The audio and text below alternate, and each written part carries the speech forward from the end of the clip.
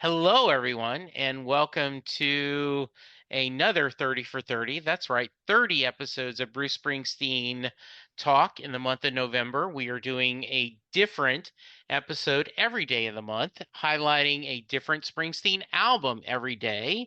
Wow. I have a return guest, Andy, who was just sharing with me that as we're recording this, he's officially announced he's hanging up the camera as far as basketball, but not hanging up the camera full time. That's absolutely correct, Jesse. First of all, it's great to see you again, my friend, I'm anticipating some great conversation here about all things Bruce. But yeah, thanks for acknowledging that. It was a great run of 43 years as the senior photographer of the NBA on the court. We get a little older and things start lingering, and then they start getting worse. And one of the things that just would not get better is my aching back.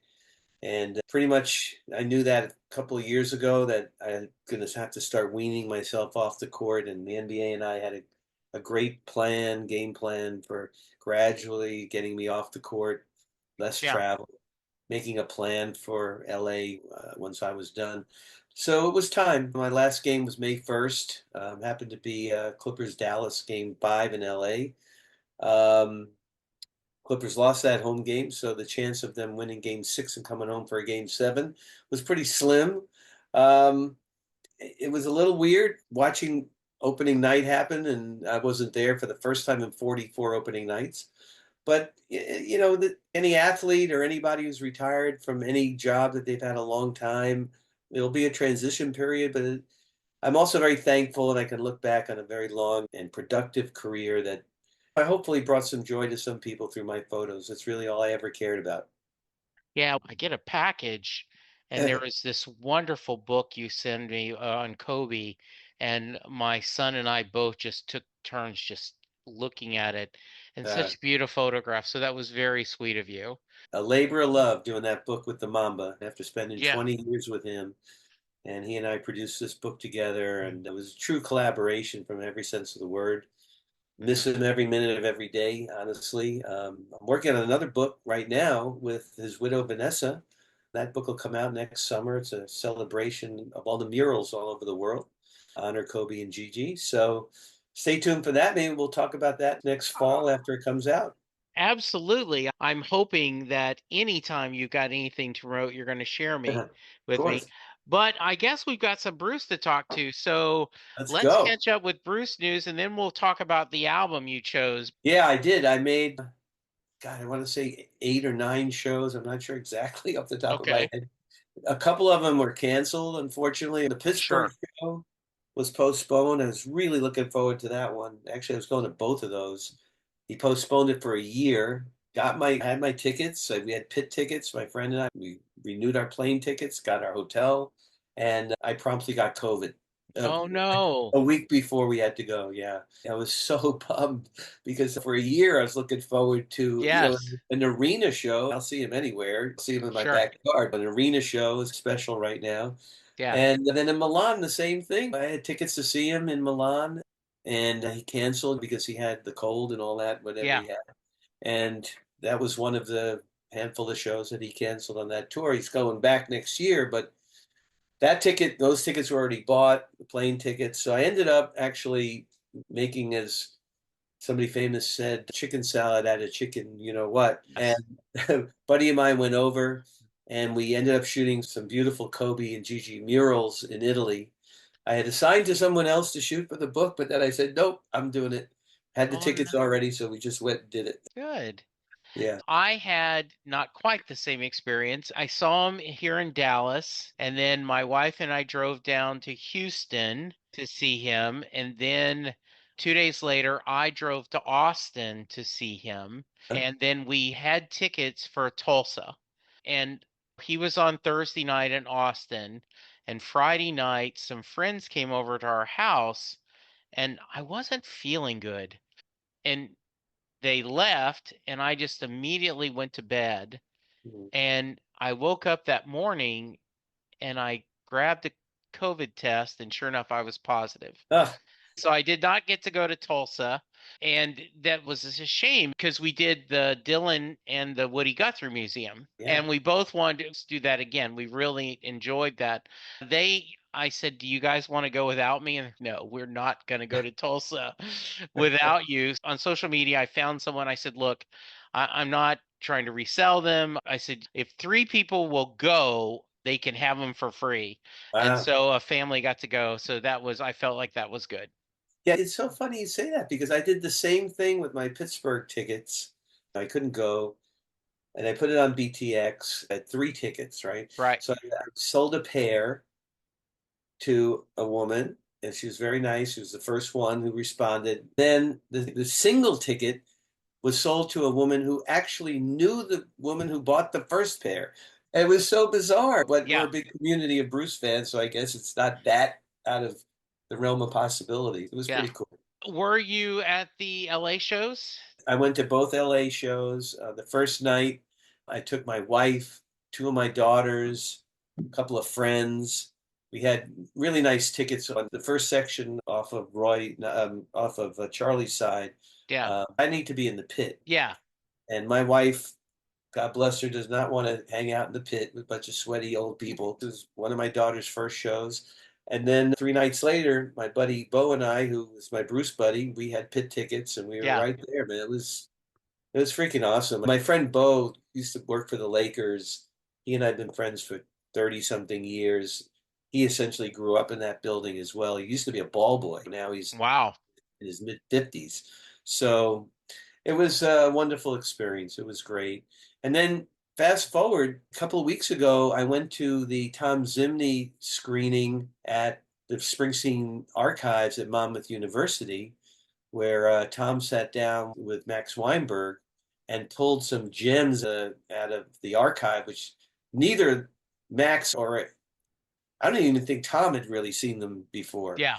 Max was just absolutely flabbergasted at what he was seeing. It was such a great conversation, a small little Yeah. auditorium. Did you have a connection that helped you? I It saw, just I follow Tom Zimney yeah. religiously. I would say we become Instagram friends. He follows my work. I follow his. We have mutual friends, of course. Danny Yeah. Clinch, a great friend of mine, Sure. great friend of his. But it's a mutual admiration society. But Yeah. so as soon as he posted about it, I knew I was going to be back east because something was going on with one of my daughters, Okay. and it just all coincided. Immediately, 10 a.m. the tickets went on sale on some certain date. Yeah. 7 a.m. my time. I got right in there. It was great. So Yeah. yeah, it was a fabulous night. Yeah. I got to go to the screening in LA of Road Diary, which was amazing. It was Bruce, Steve, John Landau were there. Tom was there, of course. A monumental concert film like you'd never seen before, honestly. He was just on None But the Brave, and I listened to his interview. It was great hearing him tell that story, and I'm fascinated by determining what the story you want to tell. Right? Yeah, As a photographer, you do that same thing, right? You yeah, go, how I weave this into tell the tale I want to tell, correct? very true. And a great point. 2 of my books were directly about that, about peeling back the curtain of the Lakers, especially the book I did with Phil Jackson in 2010 was really behind the curtain of the Lake show. The Lakers are presented like a Broadway show. They're lit. Right, They're the only one of 2 teams, New York being the other, that's lit like literally a stage show where the right. audience is dark and the court is lit, brightly lit. They wear bright yellow uniforms and everything about them is glitzy. But there's the grungy side, there's the mundane side, there's parts of the story which fans never get a chance to see. And luckily, I built up enough trust over the years that Phil allowed me into that inner sanctum, and even the inner sanctum being locker room, training room, bus, airplane, whatever. And I love that part of it. And Yeah, then with Kobe, with the Mamba book, we were the same thing. A lot of behind the scenes stuff with him that the fans weren't privy to. Tom's film was a little bit different, quite honestly, because I felt, yeah, but once you see it, it's truly a love story to the fans about the fans yeah, who have adored him for so long. And There's some vintage footage in there, which was fantastic, especially stuff about Danny and Clarence, which was just phenomenal. His skill as a filmmaker of being able to tell a story through faces in the crowd of 80,000 people is it really is he's second to none in that, right? The first time I really connected is when he put out that Dream Baby Dream video. And I would tell people, if you want to know what it's like to attend a Bruce Springsteen concert, watch this video, because all the scenes with the fans and the imagery, I'm really looking forward to it. I enjoyed, as we're recording this, it's going to come out in 2 days. I really enjoyed the ABC special Me that was too, very just much. on, and I thought that was a lot of fun. And it is, I'm really looking forward to, because there was so much crap last year about the set list not changing as much and people having this unrealistic expectation that I need those wild cards, Yeah. and versus going, let the man has the story he wants to tell. Yes, you're So I, exactly that. You just hit the nail on the head, and he talks about it. And in the talk after the film, John Landau expanded on that. He has a purpose on this tour. We've seen the tour. And we know it's about mortality and it's about honoring those who are no longer with us. Knowing that he talks about that freight train with the light coming at you. There's going to be an end to this, right? yeah, But he's going to play until the wheels come off, as he said. What they point out in the film is it had to have a definitive structure, and the structure was the set list, which remained basically 80 to 90% the same every single night. In the film, it was discussed about Springsteen on Broadway, how it was the same show every single night, right? yeah, We're all not used to that from the Bruce from the 80s and 90s and even yeah, 2000s, but I think the days of Stump the Band are probably over, quite honest. yeah. Nils talked about almost having a heart attack a couple of times when Bruce would pull a sign out. I think it'd be too much to ask, especially of a band that size with a lot of new people in it, that to put them up against that would not be fair. I remember I subscribed to Kareem's newsletter, Yeah. and he talked about how much he enjoyed Letter to You. Uh-huh. This year we've lost a couple of people very close, like with Walton and such, to him, and Yeah. sharing that. I think it's very powerful knowing that the road in front of you is shorter than the road behind you. Yeah. And as much when he says, Bruce says, I just don't ever think I'm going to retire. You don't know what the future will bring in Well, live music. yeah, I know I'm probably speaking for you and the millions of Yeah, people out there, but how the hell he does this at 75 years old every third night yeah, for literally 2 years. There's yeah, little breaks here and there. It just blows my mind. We look at Steve sometimes and he's just nailing it in during yeah, some of the pacing himself. Bruce is on every single second, and not to count all the traveling and everything else yeah. that goes into it. Um, but that he talks about it openly. That's his life. That's his mission. He really doesn't want to think about even having it. And it's all complicated now, even more so because of Patty's health condition and the fact that she needs a lot of care, but she also can't tour with him. She can pop in and out once in a while, Yeah. but that's about it. Shocking Yeah. when that broke. I'm looking forward to hearing that, and obviously we wish her the best. We're going to get to your album, but I do have the question. I am someone who, I'm like your wife, I'm not a pit guy. Yeah. How do you do it with your back? I have a brace that I put on first and Okay. foremost. Um, Pop some Advil. There's usually Okay. maybe a little bit of Jack Daniels involved pre-show, Okay. I have to Okay. admit. And the adrenaline, Jesse, really, this is probably part of his deal too, is that the Yes. adrenaline just kicks in. And that whole anticipation, and some of the fans talk about this in the film, just knowing I'm going to Yeah. see Bruce tonight. It's Yeah. just everything goes away. And then you get back to the hotel and basically collapse and get a bag of ice and hope that you're on the plane the next day. That's Yes. about it. Tell me what album you want to talk about and explain to me why you picked it. Well, did I don't remember which album. Yes. Yeah, I'm pretty sure it was. Darkness was a pivotal album for me. I'd gotten into Bruce through Southside, actually, at Mhm. University of Massachusetts, Yeah. 1975. I was a freshman. Came home, came back to my room, Yeah. came back to my dorm room. I don't know, it must have been like October or November or something. My roommate's playing this album over and over again. And I'm like, what is this? And we had a crappy little record player. It sounded terrible. And he said, Andy, just listen, promise me you listen to this album twice straight through. Don't say anything, just listen to it twice, both sides. And I did, and it happened to be Born to Run. And he said, this is the guy that Southside came from, and they're all friends. So that's how I got into Bruce, honestly, was that epiphany Yeah. moment.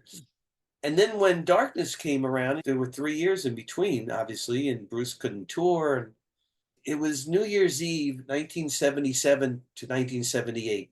So it was December 31st, 77. And I had already made the decision to leave the University of Massachusetts to go to California. That was going to happen in 2 months later in February.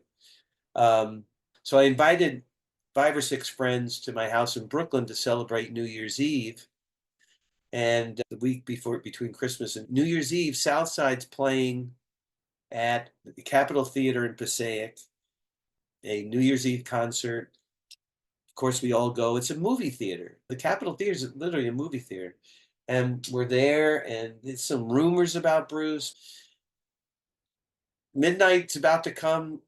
Lights go down. They count down. But next thing, lights come on. Bruce is on stage with the band and Southside's band.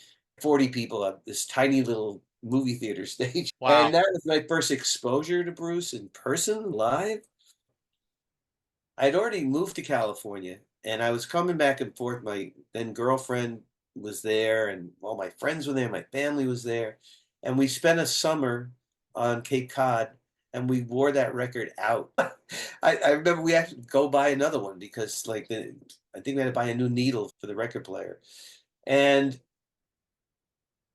the angst that he had, every single song just spoke to me. But I'm not a boy, I'm a man. Yeah. Um, Everything from Prove It All Night. I was trying to prove that something by moving to California, prove everybody wrong, that why I shouldn't have left the East Coast and why I'm pursuing this crazy career as a sports photographer. Every song spoke to me. The big joke about that album was always about Factory, because I never liked Factory until I was like in my 40s and really could understand like what the hell was he talking about? He was talking about his dad. And I was going through some shit with my dad at the time. And it was a transformative album just because socially it meant so much to me, that album. And when I hear those songs now, they go right to the heart, every single song. And we can go through the entire album, and I would have a different emotion probably for every song that comes up. And on top of all of that, I absolutely loved the cover photo. I Yeah. loved it. As a photographer, I thought it was bold. I thought it took risks. Here he's got this like bouffant hairdo in this ridiculous shirt with this crazy wallpaper. Yeah. And it wasn't until 30 years, 35 years later, 40 years later, I Yeah. found out Frank Stefanko shot that, became friends with Frank on Facebook, and we're like Facebook buds. And That's I follow him religiously. He and Eric Miola and all the great yeah. photographers who were blessed enough to shoot Bruce officially. Yeah. I shot him unofficially, but I've been always in awe of those guys. So all of that together, one big pot of just joy, quite frankly. The early in the podcast, Frank agreed to join me. And it was a great conversation Yeah, and talking yeah, about him. And it is an iconic yeah. that in Born in the USA, obviously, but there are just this iconic photos of him that it's amazing. Dealer's choice, I've had both times. I've had my guests that have gone song by song, and then others have said, I'm just going to pick two or three to talk about that really mean a lot to me. And then maybe if there's any that don't mean as much for you. Dealer's choice, Andy, it's up to you. You talking about from that album itself? That album, yes. Oh my goodness. Wow. Adam Raised the Cane. I Yeah. had never heard a song like that before about this anger and passion and angst for his against his dad and all of Yeah. it. I mean, just pulled it like every fiber of me. And the way he sings with such emotion, Yeah. even today when we go see him at his age, it's not fake. It's real stuff. I think above everything else, if you would say think of one word to describe Bruce, it's got to be authentic, right? Yeah. Because he's given you, he's not pulling punches, or he's not trying to be somebody he isn't, right? Probably Badlands, I think, would be the song. I if I had to pick one song from that album, if that's what you're Yeah. asking me. No, Uh, I'm picking, do you want to talk two or three that mean not one, just if there's some highlights, two or three, or if you want to go yeah, through every song and kind of talk about what it means to you, I'm good either way. yeah. Let's start at the beginning with Okay. Badlands. Badlands to me was his reaction to Mike Appel and the whole lawsuit and the whole Yeah. thing, and basically a middle finger to the system. And Yeah. yet he just is so defiant in that song. Adam Raised a Cain, we talked about it. I just, even the Yeah. title is crazy. You know, if you think about the title, Adam Raised a Cain, meaning Yeah. you're just like your dad. It's Yeah. your mirror image. And when I was a kid, my dad's name was Lenny, and people used to call me Little Lenny because I had all his mannerisms. I Wow. wanted to copy him all the time. And here in my professional world, I'm around a young guy, Kobe, who all he wanted to be was like Michael Jordan. And Wow. every single mannerism was the same, the tongue and the body language and everything that he did until he made it his own, of course. But that's Yeah. what got him going. And then we get to Racing in the Street, right? Yeah. Which is such a lonely song. It's a song about, to me, it's a song about lost youth, about settling for something that you just missed out on life, quite honestly. And you got this one thing left, which is racing these cars in the street. Yeah. It's all this character has. So So, I remember when I first picked up Darkness, it did not speak to me as much as it did to others, probably because I was looking for another Born to Run and I was a casual fan. yeah. But I remember Racing in the Street felt to me like an adult Beach Boy song. And Okay. that because Yeah. I had discovered Brian Wilson, the Beach Boys in 77. When I discovered Bruce in 80, when The River came out, I was picking up things. And I remember just that it felt like an adult Beach Boy song, Mm. right? Instead of fun, Little Deuce Coupe, this Yeah. idea of that we're still trying to do that. And a couple of years ago, I had 8 fans join me on a Saturday morning, and someone had done a 64 song Springsteen bracket. I think actually 112 ended up being the top song. Really? Wow. Yeah, That's that surprising. yeah, That's it was surprising to us too. We would have guessed it's going to be Thunder Road, it's going to be Born to Run. It Racing in the Street is the one that we and all of us agreed. yeah. When I went to only one show this year, I went to Columbus. Uh-huh. Same thing. I had Columbus tickets. He ended up canceling. Yeah. So I turned in my airline ticket and got a credit. I turned my ticket back, got credit. And then when we were looking, he redid. It worked out that it's on a weekend. It worked out everything perfect. I drove there and he did a version of Racing in the Street. I love that song live. I love hearing it. And Hmm. earlier or later this month, you'll hear my friend from the UK, Mark Dempsey. He talked about the live 7585 Yeah. that was, and he tells a wonderful story about he wants that for his birthday, Hmm. and it's 5 months to his birthday, and his mom, who's a single mom, we'll see what we can do, and he's no, that's all I want, and I Yeah. want it now. Yeah. By which side of that, because she got him cassettes, and he said Racing in the Streets, right, to Yeah. him was some people don't do anything, but others get their clothes on and go racing in the street. And he says, Right. I need to go, whatever that version is, as a Yeah. teenager, go Yeah. do something. But yeah, Yeah, it's very true. And live, it's just fantastic. There was I forget which talk show host, one of the late night hosts yeah, pinned him down as to what his five favorite songs were. I don't know if it was yeah, Jimmy Kimmel and he listed Racing in the Street as one of yeah, his, which took me yeah, by surprise. And I skipped over Candy's Room. From that very first hi-hat yeah, thing, there was something going to happen in that song that I wasn't prepared for in terms of the story. Because I remember the first time I heard that song, and I had that visual picture in my head of what he's talking about. And yeah, people don't really write about that kind of stuff. Musically, it's a beautiful song, and when it goes into that whatever that chord is, when it blows up, because I yeah. wasn't ready for that either. I thought it was No, just going to be just like some fast-paced song from the very yeah, beginning. But that's where he's such a genius with his music because he can just blow you out of the water at some point. So then you get Racing in the Streets and you go to Promised Land, right? yeah. Which Which I love. again, that's a metaphor for me because to me, going to California was the promised land. That was Right. where either I was going to make it or not make it.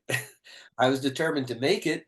I believe in the promised land. I believe in myself. I believe that I'm not going to fail. Looking back now, I can appreciate why that song spoke to me so much Sure. and why I hear it. When I do hear it live, I actually tear up, honestly, because it was such a profound sort of call to arms for me as a person at that Yeah. time. Yeah. Um, And I agree that I believe this having faith and the yeah, idea that there is a better life. And I yeah, believe in that is really strong.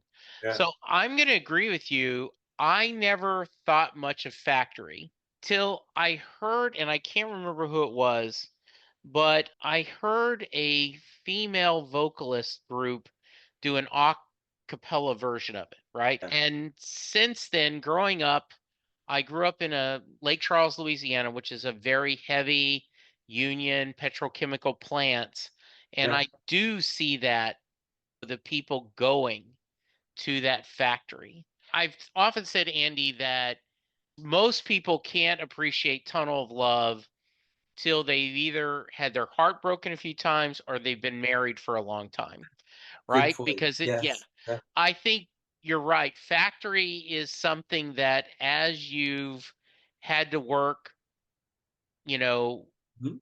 there, because no matter my son, his favorite lines is out in the street, and he says that whether you're the i- CEO of $1 million company Uh-huh. or somebody that's answering the phones or someone's cutting grass for a living, Mhm. everyone on Monday morning is thinking about Friday, right? Yeah. Right. No matter how much you love your job, there is still a grind Mhm. to even you, someone Yeah. having you loved what you did, right? You've Yeah. got to see the arguably some of the greatest athletes in the world and watch them play and perform. But there is a grind to that, isn't there? Oh, absolutely. There was a quote that I put on Instagram today about that Kobe had when he wrote Dear Basketball, which was his retirement Yeah. announcement, that I can take the grind, mentally I can take the grind, but my body just basically failed me. Yeah. And it's now I know it's time to go.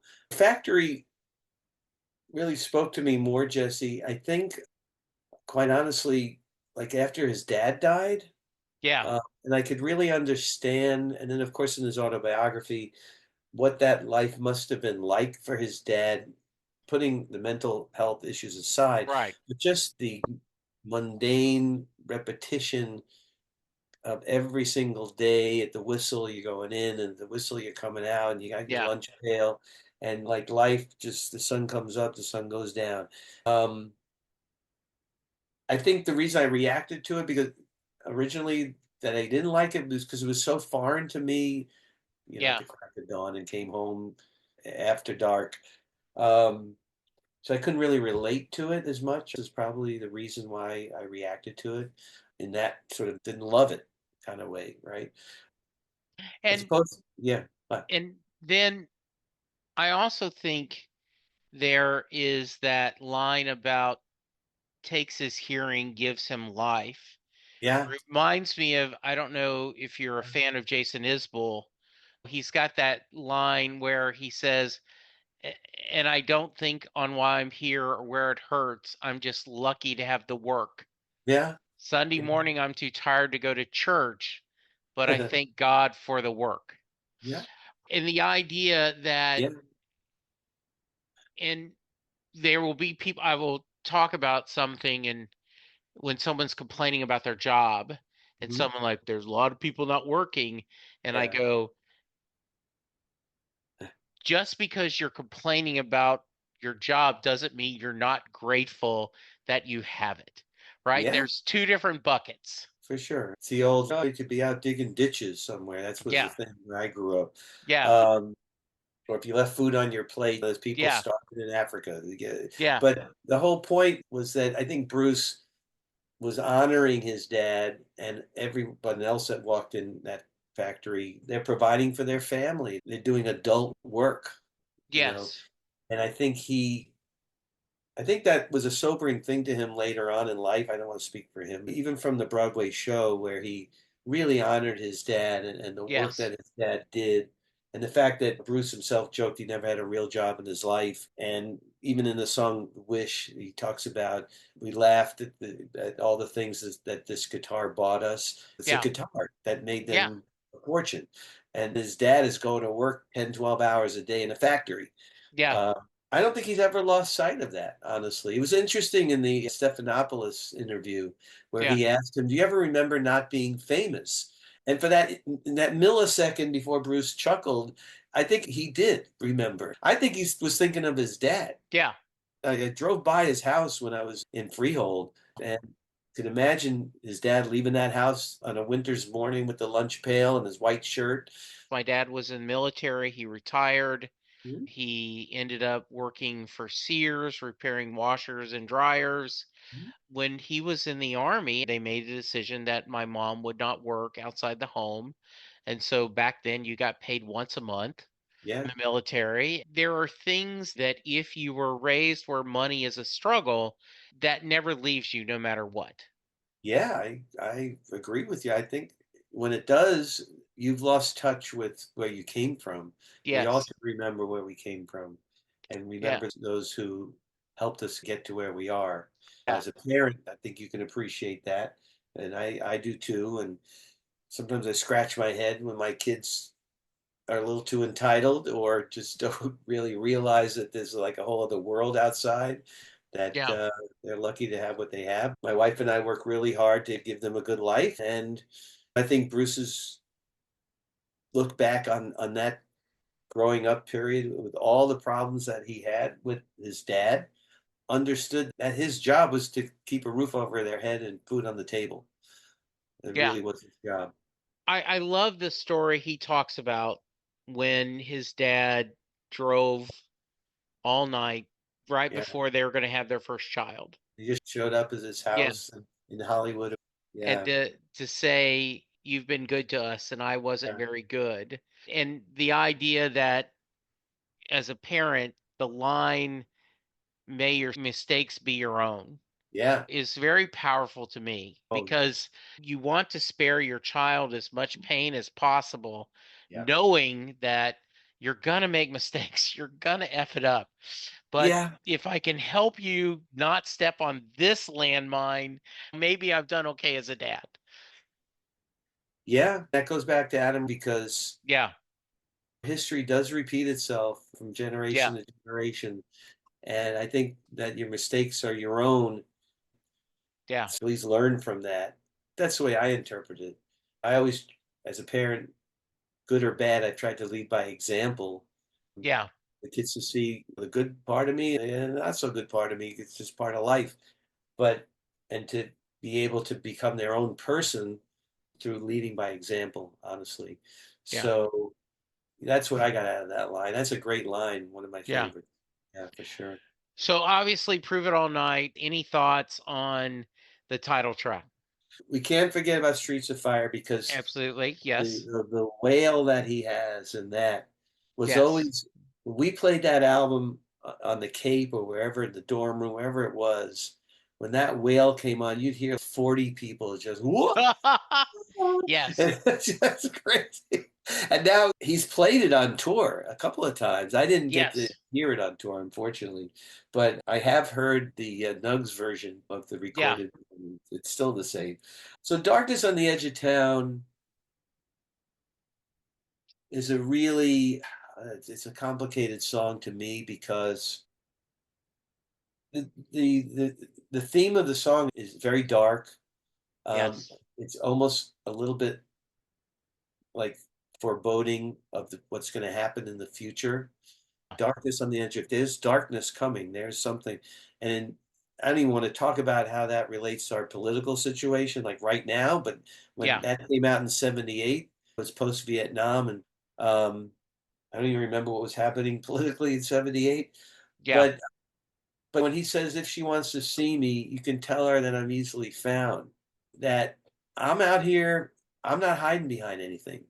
Yeah. I'm I'm fully exposed, and this is me. You don't want me? Too bad, right? Yeah. Um, and it's a little bit about a love that was lost in some way, shape, or form. I you don't know the backstory on that, Yeah. uh, but it's another song of defiance that he's standing on his own 2 feet. And he went through this lawsuit, and they kept him from doing the very thing that he absolutely loved to do more than anything was to record and perform live. And it's really like a screw you to the entire system. And here I am on vinyl, and I'm going to record this, damn you or not. Yeah, that's what I got out of it. That's how I look at it. Yeah, and I did want to go back to Streets of Fire. I Yeah. was lucky enough. He did that in Columbus. He did Ooh, Streets of Fire and I'm Going Down. And both of them were tour premieres and both of them were personal premieres for me. I'm a casual, like I'm Going Down is not one that I would be chasing, right. but I realized after the fact that was the only song I'd never heard live. Like every other Born in the USA song I had heard live, and that completed the set. And then Yeah. after the fact, I was thrilled. I'm like, oh man, I've Yeah. collected all the stickers for that one. But Yeah. yeah, to hear him at 74 at the time Yeah. go through that Streets of Fire and the band just go through it, it's just amazing.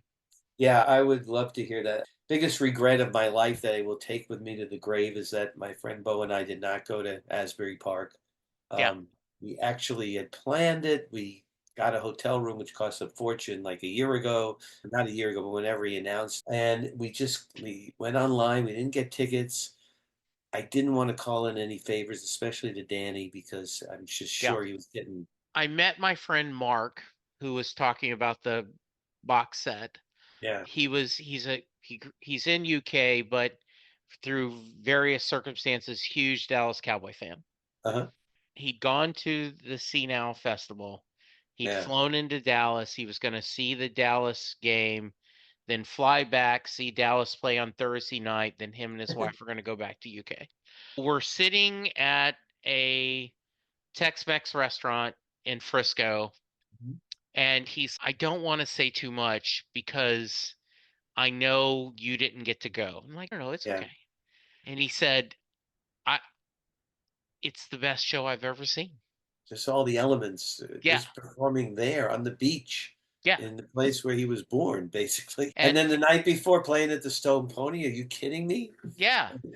But you He know what? says, yeah, I'm just happy for the people who were there. I am too. And I love that we get an official release. I got to hear it and he said when him and Steven are doing their shtick about, oh, I'm tired. I Yeah. think and he says, when he goes, you on the beach, are you tired? Oh my He God. said, that's A great. beautifully perfect night. Those drone Yeah, shots, aerial shots that show the ocean lapping up, literally lapping up against the stage practically. that's Just just, yeah. and I'm so happy for Danny because it was a dream come true for him Hmm. to produce that show and have Bruce headline it. Yeah, Couldn't happen to a better guy, honestly. He's just a wonderful person. that's great. Yeah. To wrap us up, when people talk about Bruce's best album, this is certainly in the discussion. How do you listen to it with fresh ears? Yeah. The first thing that comes to mind, quite frankly, is that all of my kids, all four of them, grew up listening to Bruce, whether they liked it or not. So I have three older kids who are 29 and 30. And then I have my 16-year-old who Right. has been an only child because the other three have been out of the house. I play street radio, taking her to school, and when I pick her up, and knowing that we were going to go see that show at the Forum, and it's going to be her first Bruce show, Yeah. um, I was preparing her, Right. obviously. Sure. So when you say fresh ears, it really was fresh ears. She probably hadn't ever heard Racing in the Street, but casually, but she's on her Yeah. phone or whatever Right. she's doing in the car. I literally made her listen to stuff that I knew he was going to play, Yeah. uh, even live shows that I had recorded or whatever. 50th birthday, and that was 2008. And my third daughter, who at the time was 13, Bruce was playing on my birthday in Atlanta Wow. that night. And so I got tickets in Atlanta. They were really crappy tickets, but I had a great hookup there. The guy who ran the arena was a friend of mine who every time I'd go in for an NBA game, he'd help me out and all that stuff. And he had become a VP and all that. And I just had to, the lineup happens. We didn't have pit tickets, so no chance of a lottery. And I just called him an hour before and he said, I need two wristbands. I have tickets. And he goes, Andy, just wait till everybody goes in. Meet me tell me which door to go to. I'll slip you two wristbands, blah, blah, blah, which he did. So we get the two wristbands, Jesse, and she's 4 feet 8. And we get in there, and the pit is pretty packed at that point. Weasel my way up. I'm probably 12 to 15 people deep. Okay. Yeah. And a couple of ladies my age at the time, maybe a little older, we start talking, and they said, you can't says they she said she can't stand there. You can stand there, but she can't see anything from there. Can Yeah. I just get in front of you? Here's $100. No, everybody's staked out their spot. Yeah. These two ladies go, she's coming with us. And they grab my daughter Julia's hand, drag her through 10, 12 people. She's on the rail. Okay. I'm still 10, 12 people deep. So she was fine with it because then she could see and she could lean Yeah. against the rail and she got these ladies looking after her. Anyway, long story short, he plays Promised Land, plays harmonica solo, reaches down, gives my daughter the harmonica. And then I literally go out of my mind. Bruce points at my daughter, then points at me. Is she her? She's yours? And I go, yeah. He goes, one of the greatest parental moments in the history Oh. of being a parent. Then Yeah. I paid one of the stagehands $100 for the set list that was taped in front of Nils. Yeah. I said, I gotta have that. The dude had scratched off Dancing in the Dark. He Yeah. scratched it off. He went inaudible, which to me, I could almost swear to you that he would have called my kid up to dance with him because that's what he Yeah. was calling up. The cutest kids, the cutest Yeah. girl in the Yeah. front. And she was adorable. But the fact that we have his harmonica is literally hanging in my house, and Bruce's DNA is in my house. There Okay. you go. Glad you did. But so Yeah. this is how I listen to it through my daughter's ears. And when she starts singing the lyrics back to me, I Yeah. have succeeded in being the parent that I always wanted to be because my kid is singing the Bruce lyrics back to me. I love it. Oh, this was so much fun. If someone wants to reach you, Andy, how's the best way? My photography Instagram is still going strong. I haven't given up photography. I just given up Yeah. shooting in the court. So at ADB Photo Inc. My new purpose in life, as I like to call it, the second mountain of my work life, is my Legends of Sport platform. I've been doing a podcast like you. This is Yeah. year 7 of my podcast. So Legends of Sport is what it's called. You can find that on every platform. Our YouTube channel is called Legends of Sport. And our Instagram, which we're posting multiple things a day at Legends of Sport. And people can DM me. I always respond and love talking Bruce, photography, sports. I like to say I'm retired, but I'm not expired. I love that. Thank you. And when the new book comes out, reach out to me and let's have you back on again. Oh, I'd love 100%. to talk about that. Yeah, for Um, sure. I will be in Dallas next, I believe it's in September, early October. okay. My good friend Nancy Lieberman has a wonderful charitable dinner in Dallas every year. That's where she Okay. lives. I promised her I would come out next year to be in the audience or part of it, or whatever she Nice. wants to do. So we will get together then, my friend. That sounds perfect. All right. So, listeners, here's what I want you to do. I want you to clear your mind, open your heart, and go back to that. You, it's been how many years since Born to Run? And you're It, waiting, and you go to get that, take the cellophane off, and you put it on that turntable. Put yourself back in that mindset and hearing that starting and go back to that mystery and enjoy it all over again. Thank you guys for doing it. I'm at Jesse Jackson DFW on Twitter, AKX. You can email me, setleslieBruce@gmail.com. I do have a small Patreon page, and so if you want to support the podcast with doing this 30 days of episodes for as little as $1 a month, you can help me. I want to thank Andy for joining me. I want to thank you listeners for listening. Be safe, be kind, and we'll talk to you soon. Goodbye.